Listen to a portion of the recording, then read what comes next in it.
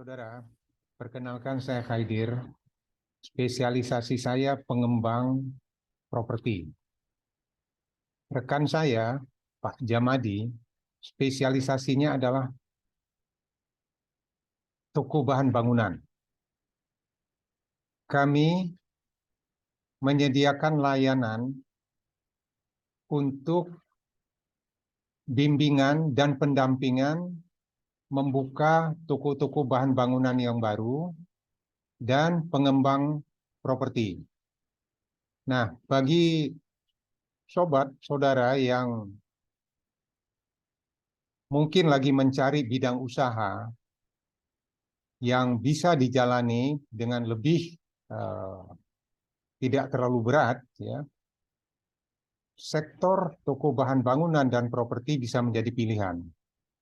Jika Anda belum ahli dalam bidang itu, kami siap untuk mendampingi. Kami bisa sebagai konsultan atau pendamping, sekaligus sebagai mitra. Jasa kami membangun usaha toko bahan bangunan mulai dari nol sampai operasional. Bahkan kami juga siap kalau ada di antara saudara yang punya toko bahan bangunan dan sudah lelah dalam menjalankannya, ingin mencari operator untuk menjalankannya, kami siap mengambil alih. Tentu dengan perhitungan kesepakatan bersama, ya, konsepnya bagi hasil. Kemudian, jika ada toko bahan bangunan yang sudah jalan, ingin dikembangkan, kami pun siap bekerja sama untuk mengembangkannya dan kami bisa memberikan bimbingan dan pendampingan untuk pengembangan usaha. Nah, sharing berikut ini, saya ingin sharingkan tentang banyak sekali lokasi-lokasi properti, baik berupa tanah, ruko, atau bangunan tua, atau rumah yang lokasinya cocok untuk dibangun usaha, terutama usaha toko bahan bangunan. Berikut ini saya tunjukkan, jika Anda punya properti seperti yang saya sebutkan tadi, mungkin selama ini Anda berpikir hanya untuk disewakan. Padahal kalau dibangun satu usaha, khususnya toko bahan bangunan, hasilnya lebih baik. Nah, ini saya tunjukkan sekilas hitungan secara garis besar, perbandingan laba atau penghasilan yang diperoleh jika Anda menyewakan properti Anda, dibandingkan dengan jika Anda membangun usaha di atas properti tersebut. Berikut cara gambaran menghitungnya. Ya. Contoh misalnya ada satu lokasi seperti ini. Ya, lokasi seperti ini, di mana lokasi ini oleh pemiliknya, ini salah satu lokasi yang sedang saya siapkan untuk dibangun toko bahan bangunan.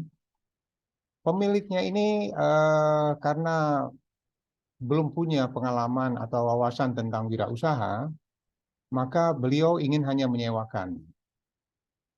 Kami akan mengambil alih untuk menyewa lahan itu, kemudian kami gunakan untuk toko bahan bangunan. Lokasi ini cukup ramai, ya. Ini aja udah kelihatan contohnya, ya. Dan lokasi ini sangat strategis. Nah, kalau dilihat secara peta, ya, kira-kira lokasinya di tengah-tengah ini, lihatlah kepadatan penduduknya, ya. Kepadatan penduduk perumahan, ya, properti di sini. Ini adalah target market kami, gitu. Dalam radius ya bisa 5 km, ya. Nah, beginilah cara kita pertama melihat satu lokasi, bagaimana satu lokasi itu potensi, gitu. Kemudian kita lihat lalu lintasnya cukup memadai nggak? Ya, lalu lintas seperti ini sangat memadai, gitu, ya.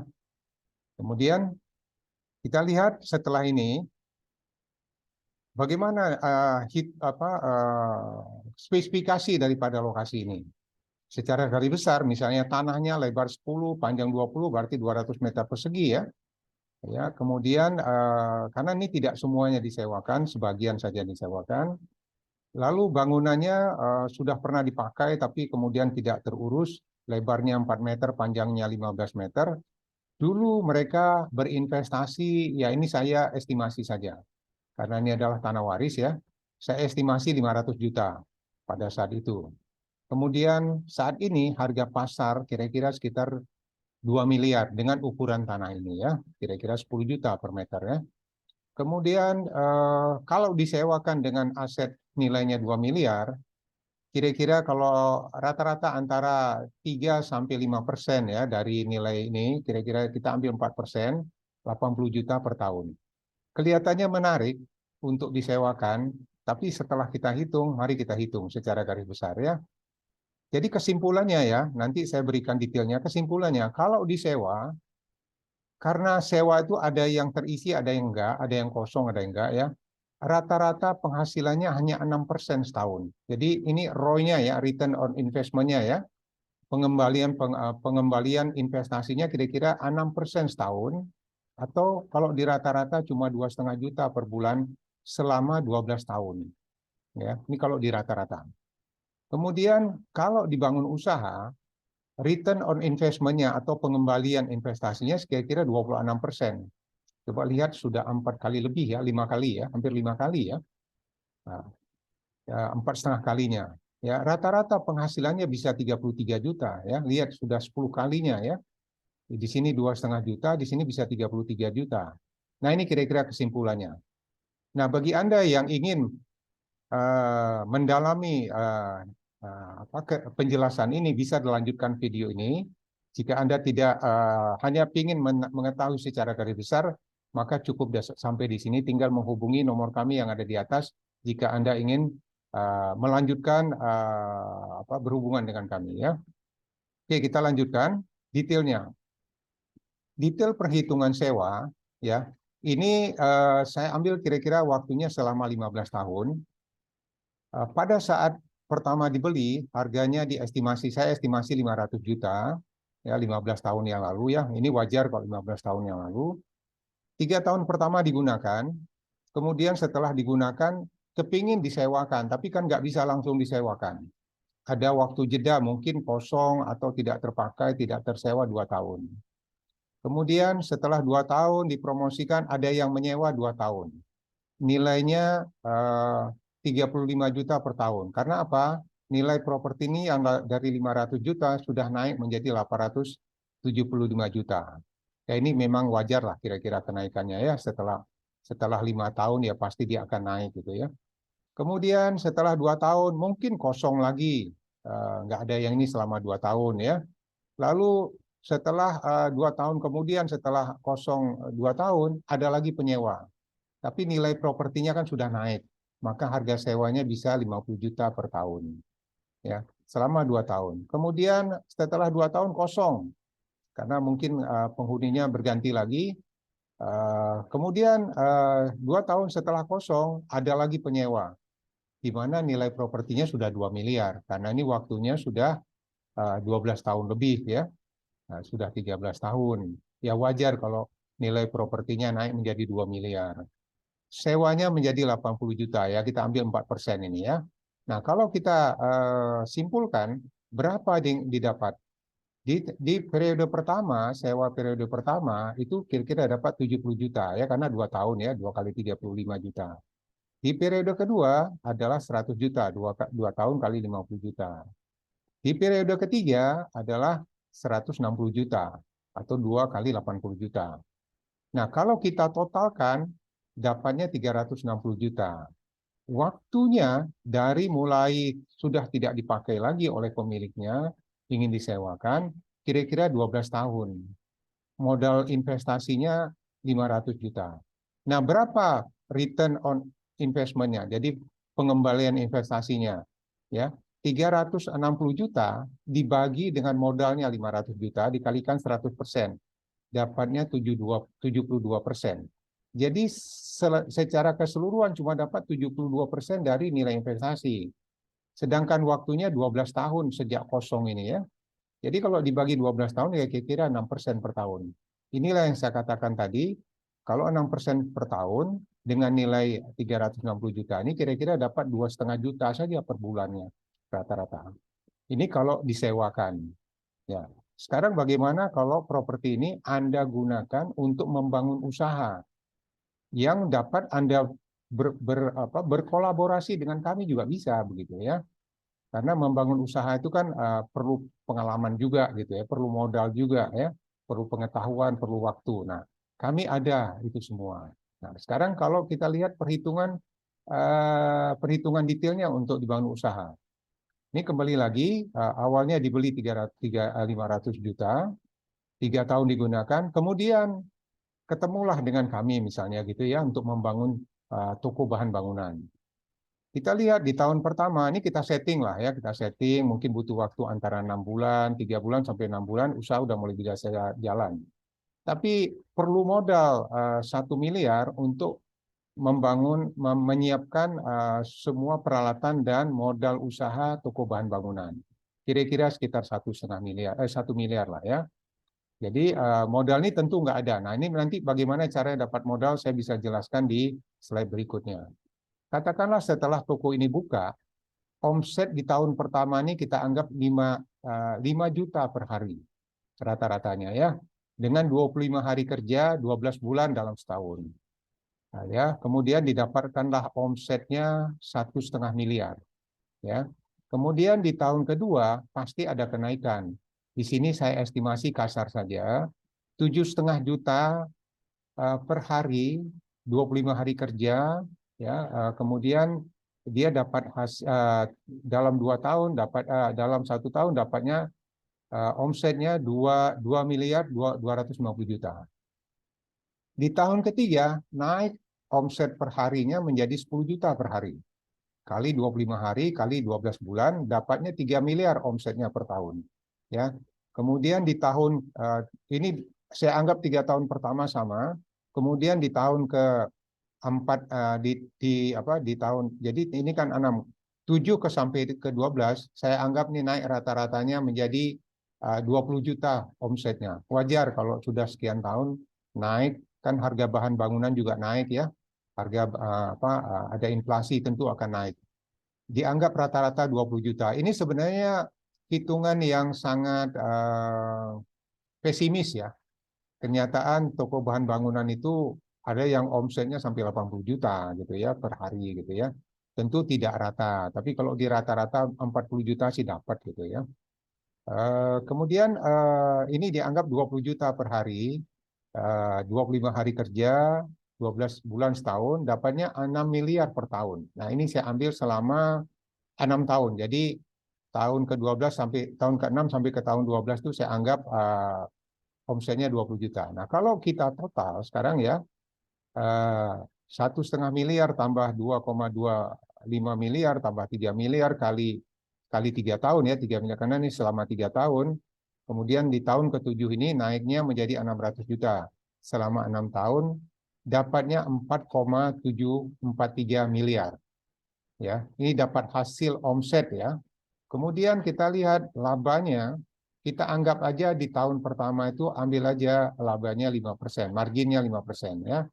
Dapatnya 1,5 miliar dari kali 5% dapatnya 75 juta. Kemudian di tahun kedua saya anggap ini menjadi naik ya, labanya pasti setelah efisiensi berjalan pasti sudah lebih meningkat marginnya menjadi 7,5%. Dapatnya dari 2,25 miliar kali 7,5% dapatnya 168 juta kali 2 tahun ya. Kemudian di sini naik lagi marginnya menjadi 10% rata-rata ya dari 300 dapat 300 juta. Kemudian di tahun ke-12 ya mungkin dari tahun ke-6 sampai tahun ke-12 kita anggap menjadi 10 masih sama ya, marginnya masih sama, tapi omsetnya meningkat dapat 600 juta. Nah, kalau kita total penghasilannya adalah 75 ditambah 168 ditambah 300 juta ini selama 3 tahun. Jadi kali 3 tahun ditambah 600 juta sejak tahun ke-6 sampai tahun ke-12. Ya, dapatnya totalnya 4 miliar 743 juta. Ya. Ini yang kita dapat selama 12 tahun. Nah, modalnya adalah 500 plus 1 miliar. Ya, modalnya kita anggap aja. Padahal modal ini nanti bisa kita kurangi setelah jalan gitu ya. Karena toko bahan bangunan ini rata-rata pembayarannya kalau sudah normal itu bisa di atas 1 bulan sampai ke 3 bulan ya. Jadi modal ini bisa dikurangi nanti kalau kita pinjam dari bank kita bisa kembalikan sebagian gitu. Kemudian kalau di total 1,5 miliar modal, sedangkan penghasilan 4.743.000.000 dibagi 1,5 miliar kalikan 100%, dapatnya 316% selama 12 tahun. Kalau dibagi 12 tahun berarti 26% per tahun. Atau dengan kata lain, 4.743.000.000 ini kalau dibagi dengan 12 tahun, dibagi 12 bulan lagi, itu dapatnya 33 juta per bulan. Nah, ini hitungan pesimis. Ya, hitungan pesimis. Makanya saya bilang, kalau membuka satu usaha lebih baik kita pakai hitungan pesimis. Nah, sekarang bisa dibandingkan lah. Mana yang lebih menarik, disewakan atau dibangun usaha. Tapi kadang-kadang kan banyak orang tidak mau repot. Nah, sekarang ada kami menjualkan jasa operator gitu ya. Seperti kos-kosan juga ada jasa operatornya. Nah, sekarang toko bahan bangunan khususnya ada jasa operator kami siapkan. Jadi Anda terima aja, cuma ada konsep ada perhitungan bagi hasil dari sini. Nanti akan kita bicarakan secara tersendiri. Nah, sebenarnya kalau usaha sudah jalan, karena sistem kami ini bisa otomatisasi, jadi tidak harus ditungguin selama toko buka, karena semuanya bisa kita buat sistemnya sehingga dia bisa berjalan lebih semi otomatis, tetap dikontrol gitu ya, tapi semi otomatis. Nah, waktu kita ada, nah kita bisa mulai mencari peluang-peluang tambahan dari toko ini. Apakah kita mau ekspansi atau kita mencari proyek-proyek. Mungkin ada orang memborongkan merenovasi rumah atau merawat rumah, atau ada orang ingin punya tanah ingin dibangunkan ya. Nah, ini bisa menjadi tambahan income ya, karena kalau toko sudah berjalan dengan sistem yang baik, otomatis pemilik toko banyak waktunya. Nah, di situ dia sambil memasarkan, membangun hubungan network, ya, memasarkan toko bahan bangunan, dia juga bisa menangkap proyek-proyek yang ada di lingkungan kenalannya, networknya. Ini yang bisa kita lakukan gitu ya. Jadi ada tambahan di sini. Kemudian tentu kalau udah tambahan ada plus-plus ya. Ini tergantung aktivitas seseorang, kejelian ya, keberanian dan modal ya. Nah, lalu setelah itu bagaimana modalnya? Ya, modal yang 1,5 miliar ini bisa dari modal pribadi kalau sobat punya modal bagus sekali ya. Tapi kalau nggak bisa, kita bisa gunakan modal perbankan. Bisa kredit modal kerja, yang paling ideal kredit modal kerja supaya tidak membayar pokok gitu ya. Tapi kalau kepepet bisa pakai KPR ya. Jadi aset yang ada ini dijaminkan untuk mencari dana perbankan. Nah, kalau ada sebagian sobat yang tidak mau menggunakan dana perbankan atau tidak dapat dana perbankan dan dana pribadi nggak ada, bisa caranya berkongsi. Berkongsi dengan kami bisa, berkongsi dengan teman-teman lain pun bisa. Ya, jadi ini bisa dilakukan. Jadi asal ada tempat yang bagus yang sudah kita teliti, maka itu sudah modal. Bisa berjalan toko ini gitu. Oke. Kemudian inilah kesimpulannya tadi ya, kalau disewakan cuma dapat ROI-nya 6%, dan kalau dirupiahkan menjadi 2,5 juta per bulan ya selama 12 tahun. Sedangkan kalau dibangun usaha dapatnya ROI-nya 26% dengan hasil sekitar 33 juta per bulan. Nah, ini kan sudah lebih menarik. Ditambah kalau kita bisa ciptakan proyek-proyek dari aktivitas kita gitu ya. Nah, sekarang kami berdua ini, ya inilah teman saya Pak Jamadi dengan saya. Ya, ini di toko Pak Jamadi yang ada di Sidoarjo. Ini toko baru beliau, belum penuh banget barangnya. Kami berdua mencetak pengusaha-pengusaha baru yang mau berusaha di sektor bahan bangunan. Nah, kami punya pengalaman masing-masing ya, lebih daripada 10 tahun, baik saya di pengembang properti, di investasi properti, sedangkan Pak Jamadi di sektor toko bahan bangunan, lebih daripada 10 tahun pengalaman kami masing-masing. Kemudian kami siap membimbing dan mendampingi calon pengusaha untuk membuka usaha toko bahan bangunan, mulai dari nol sampai jalan, sampai normal jalannya ya. Nanti kita bicarakan bagaimana kontraknya. Kami juga menyediakan jasa manajemen usaha. Mungkin ada toko bahan bangunan yang perlu ditata ulang, diatur ulang sehingga lebih otomatisasi ya, lebih tertata inventorinya, letaknya, susunannya kami siap. Kemudian kalau ada toko bahan bangunan yang sudah jalan, mungkin karena pemiliknya sudah berusia lanjut atau sudah diwariskan sehingga tidak ada yang menjalankan, kami siap melayani jasa operator. Jadi kami yang menjalankan nanti konsepnya bagi hasil. Kemudian juga kami menyiapkan jasa pengembangan usaha toko bangunan. Jika Anda sudah punya toko bahan bangunan sudah normal, ingin dikembangkan menjadi 2 toko, 3 toko, 10 toko, 1000 toko, kami siap mendampinginya ya, dengan pengalaman-pengalaman yang kami miliki. Jadi jasa yang kami sediakan adalah survei lokasi dan studi kelayakan usaha. Itu yang pertama. Jadi kita survei tadi kayak yang di awal slide ini, bagaimana saya melihat satu lokasi yang potensi gitu ya. Kemudian kami menyiapkan rencana usaha. Dari awal harus bagaimana, apa yang diperlukan, perhitungannya, modalnya berapa, peralatan dibutuhkan apa, pemasarannya bagaimana, proyeksi aliran kasnya bagaimana, proyeksi hasilnya bagaimana, itu semua ada dalam perencanaan yang kami siapkan. Kami juga membantu cara memperoleh modal usaha, seperti yang sudah saya bilang sebelumnya. Kami merencanakan tata ruang toko yang rapi, efisien, menyusun alokasi penempatan kelompok barang, sehingga lebih mudah ditemukan. Ya, ini salah satu contohnya. Jadi sebelum toko dibangun, kami sudah mendesain duluan dengan AutoCAD ya, 3 dimensi, sehingga layoutnya sudah kebaca. Nah, ini contoh nyatanya. Ini contoh nyatanya. Bagaimana sebuah toko kami itu sudah mirip seperti toko-toko minimarket modern, rapi, ya bersih, tidak lagi kumuh gitu ya. Kemudian ini salah bagian lain daripada toko kami tersebut ya. Kemudian ini salah satu sisi lain dan kami sudah komputerisasi pakai scan sehingga tidak lagi pakai manual harus ditulis, nggak perlu. Scan semuanya sudah terprint dan datanya sudah ada di komputer. Anda bisa lihat monitor dimanapun sebagai owner bisa monitor kapanpun berapa omsetnya detik itu, berapa stok barang, ya, berapa yang sudah terjual. Anda bisa monitor dengan gampang.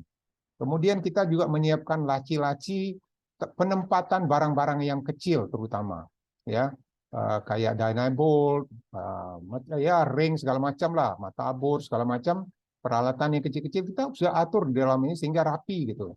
Tidak mencari ke sana kemari. Dan kita ada katalog yang bisa memperlihatkan jenis barang apa yang laku untuk atau yang diminta gitu ya. Nah, ini salah satunya bentuk katalog. Di sini juga ada katalog ini ya. Kemudian ada laci-laci kecil, lihatlah begitu rapi, teratur ya. Inilah yang konsep yang kami buat. Kemudian semua barang itu sudah kami ukur meterannya, ada yang 2 meter, ada yang 10 meter. Jadi sudah standar, cepat sekali pelayanannya gitu ya. Nah, selanjutnya kita akan membuat daftar barang dagangan apa saja yang cocok didagangkan pada lokasi itu. Ya, tentu rumah kelas atas, kelas menengah, kelas masyarakat tentu berbeda kualitas barangnya dan jenis barang. Nah, kita akan cocokkan dengan lokasinya. Kita juga mengadakan semua kebutuhan, jadi pengadaan semua kebutuhan peralatan toko mulai dari rak, laci, kotak, gantungan, palet, dan lain-lain ya. Itu kita yang siapkan semua. Kemudian mengadakan dan menyusun persediaan barang. Jadi termasuk barang yang ada di dalamnya, kami bisa supply gitu ya. Kemudian menyediakan operasional prosedur ya, SOP ya, sistemnya. Sehingga toko ini bisa berjalan dengan prosedur yang standar gitu ya. Kemudian kami juga menyiapkan, memilih software yang cocok untuk toko bahan bangunan. Dan ini sudah kami gunakan, sudah kami praktekkan. Menyusun nomor identitas barang, jadi dengan barcode. Nggak perlu lagi nyari-nyari dengan barcode, scan langsung detik itu juga kita tahu nama barangnya, sisa barang, harga beli, semuanya ketahuan. Harga jual, labanya berapa langsung ketahuan. Ya, memasukkan daftar barang dagangan ke dalam komputer ya. Kemudian kita masukkan berapa harga beli, berapa harga jual, sehingga mudah dimonitor di mana saja, kapan saja oleh pemiliknya. Mendampingi, menseleksi SDM yang cocok. Bagaimana SDM yang seperti di toko kami itu semua orang bisa jadi kasir. Dan itu sudah berjalan puluhan tahun, hampir tidak ada masalah. Sedikit sekali orang yang keluar masuk. Nah, ini karena budaya yang dibangun oleh Pak Jamadi ya. Jadi inilah yang kami ingin tularkan, budaya-budaya di dalam berusaha itu supaya bisa digunakan oleh calon-calon pengusaha lain. Kami membimbing operasional toko dari awal operasi ya. Ini kira-kira. Kemudian juga kami membantu memasarkan juga. Jadi bagaimana membuat pemasaran, program marketing, harus bagaimana, kemudian cara menyampaikannya, desain-desain brosur untuk marketing harus bagaimana. Ya, kemudian medsosnya ya, bila perlu marketing medsosnya juga kita bantu untuk dipasarkan. Nah, kami ada tim tersendiri untuk medsosnya gitu. Oke. Nah, inilah semua yang akan kami siapkan dalam jasa ini. Mungkin Anda tertarik, Anda bisa menghubungi nomor ini di dalam admin, nanti kita bisa berkonsultasi tatap muka secara lebih detail. Demikianlah yang bisa kami sampaikan jasa yang kami siapkan.